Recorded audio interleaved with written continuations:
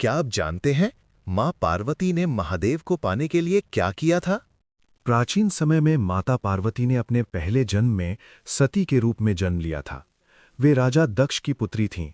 सती ने भगवान शिव से प्रेम करके विवाह किया, लेकिन राजा दक्ष को शिवजी पसंद नहीं थे। एक बार राजा दक्ष ने विशाल यज्ञ किया और शिवजी को आमंत्रित नहीं किया। सती बिना बुलाए वहां गईं, पर अपने पति का अपमान सहन नहीं कर सकीं। दुखी होकर उन्होंने यज्ञ की अग्नि में अपने प्राण त्याग दिए। ये समाचार सुनकर शिवजी क्रोधित हो गए और यज्ञ का विनाश कर दिया। फिर वे गहरे ध्यान में चले गए। समय बीता, सती ने पुनर्जन्म लिया और इस बार वे राजा हिमालय और रानी मैना की पुत्री बनी। उनका नाम रखा गया पार्वती। बचपन से ही पार्वती शिवजी को अपना पति मानती थीं। उन्हें बताया गया कि वे पूर्व जन्म में शिवजी की पत्नी थीं। तभी से उन्होंने निश्चय कर लिया कि वे शिवजी को ही पति बनाएंगी। भगवान शिव ध्यान में लीन थे और संसार से दूर थे। पार्वती ने उन्हें पाने के लिए कठोर तपस्या करने का निर्णय लिया। उन्होंने वर्षों तक जंगल में रहकर कठिन व्रत रखे।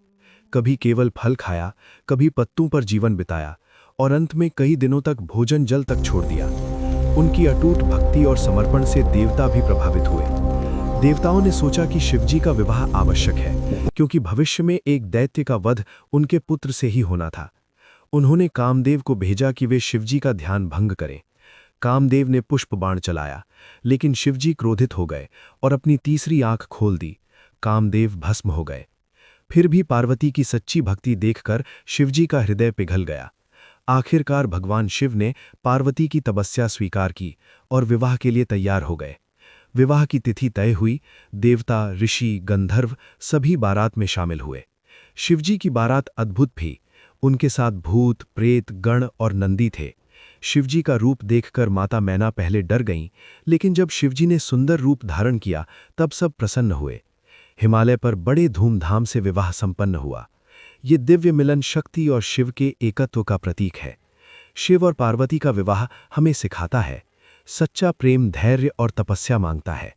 भक्ति और समर्पण से भगवान भी प्रसन्न होते हैं। पति पत्नी का रिश्ता विश्वास और समानता पर टिका होता है।